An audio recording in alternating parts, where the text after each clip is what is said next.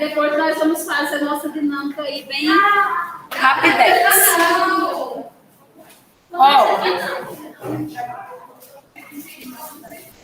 Então, vamos lá. O pensamento, né? Bora. A gente sai das alterações da sintomatologia com relação à senso-percepção. E agora nós vamos aprender a sintomatologia com relação ao pensamento, certo? O pensamento, pessoal, o nosso pensamento, ele é agrupado com relação ao conteúdo, com relação ao curso e com relação às abordagens. Então, com relação ao curso do pensamento, que é a forma que nós pensamos, nós temos a aceleração do pensamento e a lentificação do pensamento. Que o próprio nome já dá para vocês saberem aí do que é que a gente está falando, né? A aceleração do pensamento é quando o paciente ele pensa rápido demais, tá?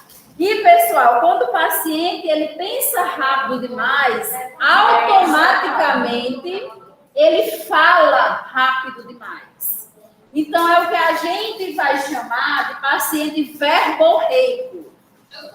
Tá? Ele fala rápido demais. Por quê? Porque ele pensa rápido demais e daí ele tem medo de que o pensamento dele mude, que é o que a gente vai ver mais na frente em fuga de ideias. Ele tem medo que o pensamento dele mude de tão rápido que ele pensa e ele não consiga verbalizar, certo? Já a lentificação do pensamento, o paciente, ele pensa lento demais, tá? Geralmente, o paciente que pensa lento demais, ele também fala lento demais.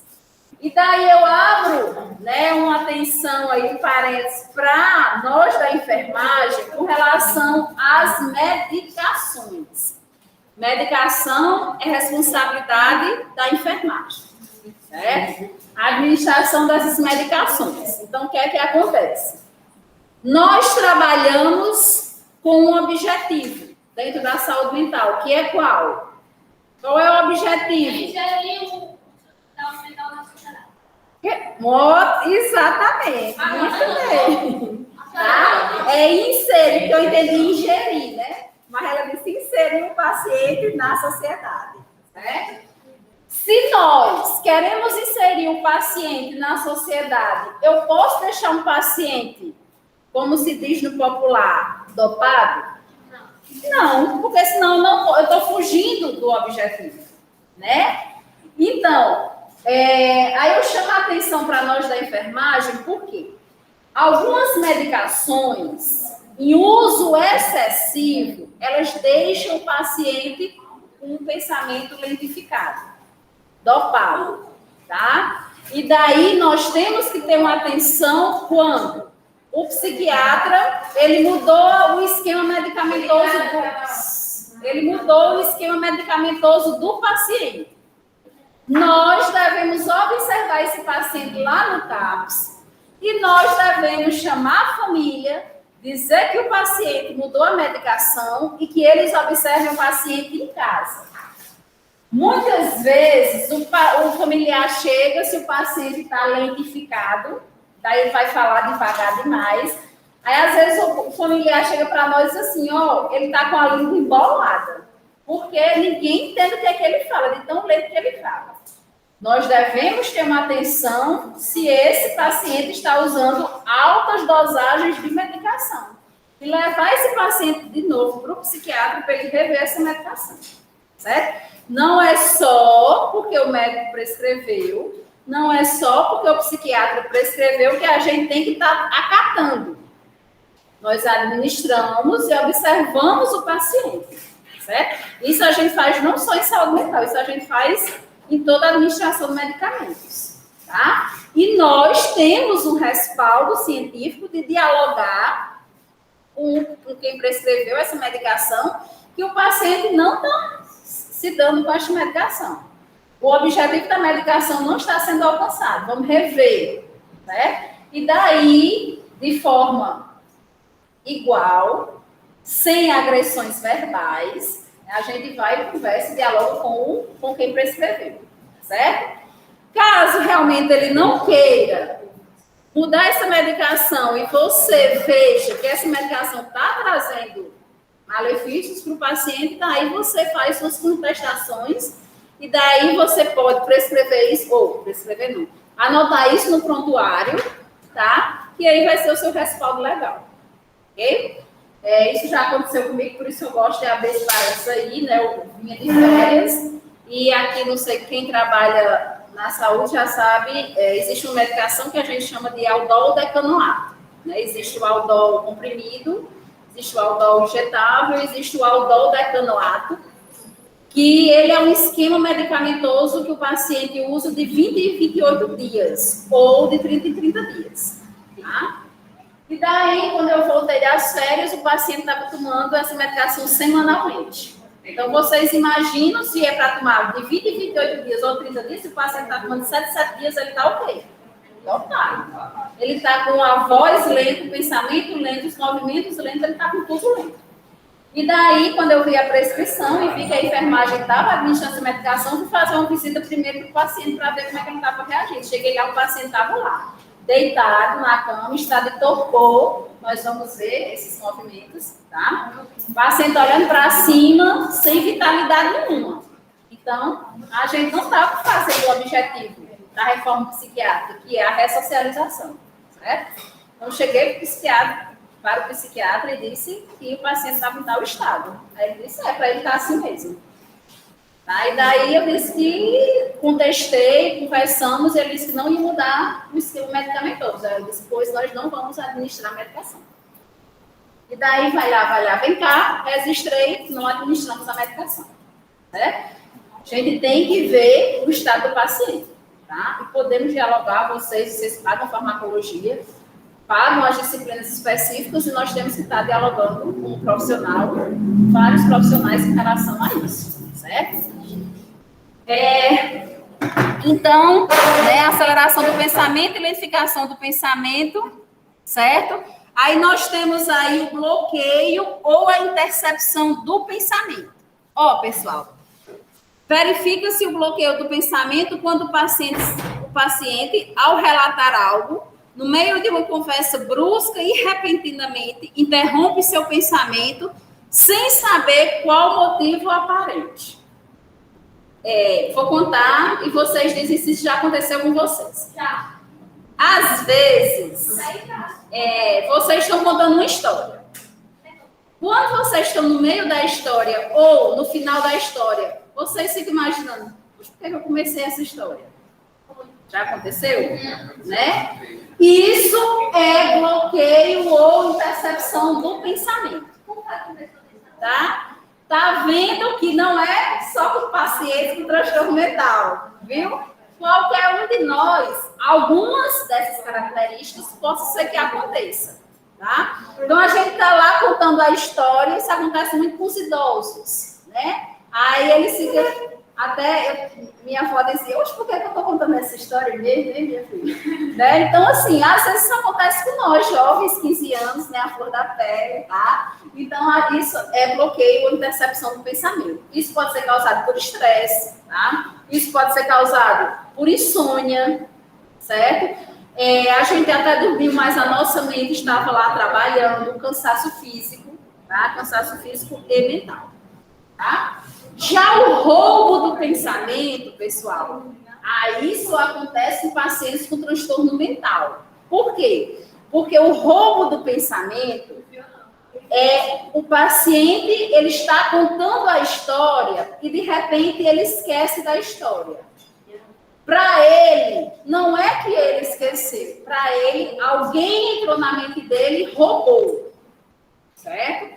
Então, isso aí é característico de paciente com transtorno mental. É o roubo do pensamento, tá? É uma vivência frequentemente associada ao bloqueio do pensamento, na qual o indivíduo tem a nítida sensação que seu pensamento foi roubado. Então, o paciente vai dizer, quem roubou? Quem roubou? Roubaram meu pensamento, roubaram minha ideia, certo?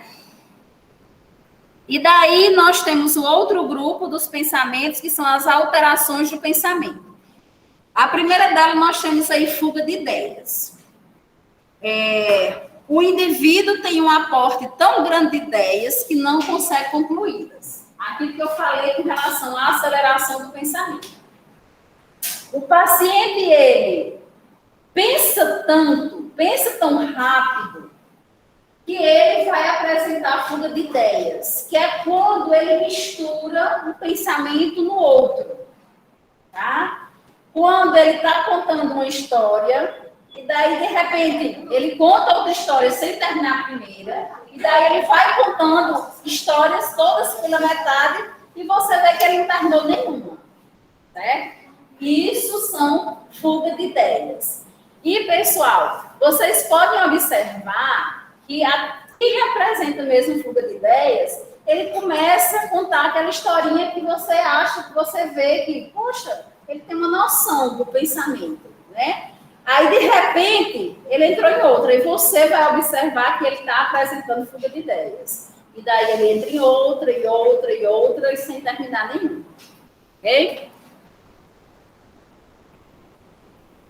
Aí nós temos a dissociação do pensamento, que são os que os pensamentos passam a não seguir uma sequência lógica. Aqui na dissociação do pensamento, pessoal, não tem aqueles filmes que às vezes a gente vai assistir, que ele começa pelo final, não é? Aí depois vai para o começo, vai a história todinha, quando está lá no meio do filme, a gente entende porque ele começou daquela maneira, tá? Isso, na cabeça do paciente, é dissociação do pensamento. Não há uma ordem lógica, uma ordem sequencial para ele contar uma história, tá? Na realidade, ele pula para um parte, depois vai para outro, fica assim, você fica sem saber a história, tá? E nós temos a inibição do pensamento. Essa inibição do pensamento, ela acontece em pacientes, aliás, ela acontece mais em pacientes que apresentam depressão. O paciente, ele não fala, certo? Seja por alguma situação que aconteceu hoje, ele não quer falar. Seja por outras coisas que vêm acontecendo, ele prefere não falar. Mas ele fica repetindo ou a mesma palavra ou a mesma frase por muito tempo. Pode ser até por dias, que é quando diz aqui, né? Ele fica ruminando baixinho a mesma frase ou a mesma palavra. Nós tínhamos uma senhora que ela gostava muito da técnica de enfermagem que trabalhava lá no campus, que trabalha ainda, né? E daí, quando a técnica de enfermagem estava, ela era uma alegria. Ela participava de todas as oficinas, fazia terapia, era a primeira em tudo. Quando a técnica de enfermagem faltava, ela não queria fazer nada, tá? E daí ela apresentava inibição do pensamento. Ela passava o dia todo falando, ela não veio hoje, ela não veio hoje, ela não veio hoje. E a gente chamava ela, chamava pelo nome, e chamava para conversar, e ela o tempo todo, ela não veio hoje, ela não veio hoje. E nesse dia a gente já sabia que ela ia passar o dia com essa coisa, certo? Isso é inibição do pensamento. E aí nós temos a desagregação do pensamento. Vocês lembram lá no vídeo do esquizofrênico, quando o paciente disse, você não senta na melancia? E apareceu a melancia? Isso é desagregação do pensamento. É quando o paciente junta imagens, frases desconexas. A gente senta numa melancia? Não senta, a gente come a melancia, né? E senta na cadeira, tá certo? Então, isso é desagregação do pensamento. Tem até um exemplo aqui, né? Se você não gostava da jaca, por que roubou a bicicleta? Não tem nada a ver, tá certo? E isso é desagregação do pensamento, tá? E para a gente encerrar aqui, nós temos as alterações do conteúdo do pensamento, que são a persecutória, que é o caso aí que as meninas já falaram. Pensamentos persecutórios são pensamentos de perseguição. Então, o paciente, ele vê alguém correndo atrás dele, ele vê que policiais estão correndo atrás dele.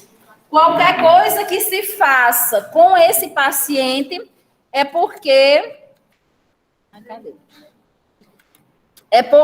ele está sendo perseguido, certo? É que já aprendi. A pessoa nasce com ela, Pode adquirir, certo? Nasce. E muitas vezes ele não é percebido na infância, tá? Se vocês forem pegar a literatura de Del Galarrondo, ele diz que a esquizofrenia ela só é perceptível depois dos 19 anos, tá? Mas nós temos pacientes com 12 anos, adolescentes com 12 anos, já com diagnóstico de esquizofrenia, né? Então, persecutórios são manias de perseguição. Todo mundo me persegue, tá? Os pensamentos, os próprios nomes já dizem, né? Pensamentos religiosos são aquelas pessoas que são fanáticas pela religião, independente de qual seja. Veja, não é aquela pessoa que pratica, que vivencia, que participa, não é essa. É aquela pessoa que 24 horas ela está, né, falando em religião, falando versículos da Bíblia, ela interpreta a Bíblia da forma que ela quer, tá certo? Tudo que ela faz é porque Deus mandou, a Bíblia disse, e daí ela muda toda a sua vida. Ela é um anjo, ela é aquela pessoa escolhida por Deus, tá certo? Não tem Henri Cristo, né? É o exemplo, né? Aí do fanatismo religioso, porque ele é Deus, não é? Henri Cristo ele não é Deus para ele, tá certo? Então, muitas vezes as pessoas não comem, se sacrificam por diversos dias, não se alimentam por diversos dias, fazem rituais, não tomam banho, tudo porque para eles, a Bíblia está dizendo isso no versículo tal, porque eles estão interpretando dessa maneira, certo? Pensamentos sexuais, né? São as pessoas que são voltadas realmente para o sexo. Veja que não é sexo normal, né? Todos nós necessitamos de sexo porque é uma necessidade fisiológica.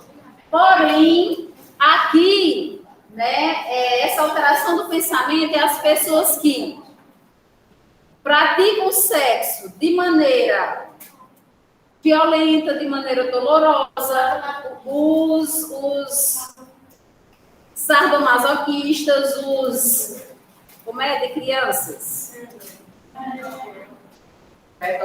Os pedófilos, tá? São exemplos de pessoas com alterações do tipo sexual, tá? Se automutilam na hora do sexo e não satisfazem nenhum prazer sexual, tá? Manias de grandeza são aquelas pessoas que são grandes demais, que são ricas demais, que têm ouro demais, certo? Então, é mania de grandeza, tá? Manias de culpa é aquela pessoa que se sente culpada por tudo. Aí veja, pessoal, todos nós podemos, né? Eu me acho grande demais, mas veja que isso não é o normal, né? É o que elas cultuam e elas vivenciam isso no seu pensamento, tá? Elas acreditam nisso, né? A questão de culpa, ela se culpa por tudo, mesmo que não tenha sido relacionado nem a ela. As torres gêmeas foram derrubadas. Ai, meu Deus, eu tenho culpa nisso. Certo? Pessoas com distúrbios sexuais, pessoas com depressão, elas apresentam muitos pensamentos de culpa.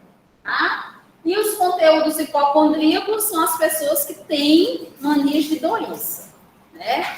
Então, elas os médicos, lá não descobre, porque ela tem um problema no coração, lá não descobre nada, né, que ela tenha no coração, faz vários exames, e daí é porque aquele médico não sabe de nada. Né? Então, eu vou buscar outro médico que eu tenho um problema no coração.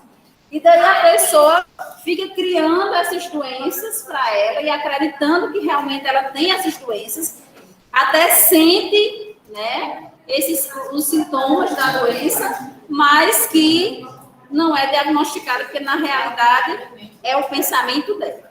Tá certo? Tranquilo com relação aos conteúdos hipocondríacos, aos pensamentos, tá?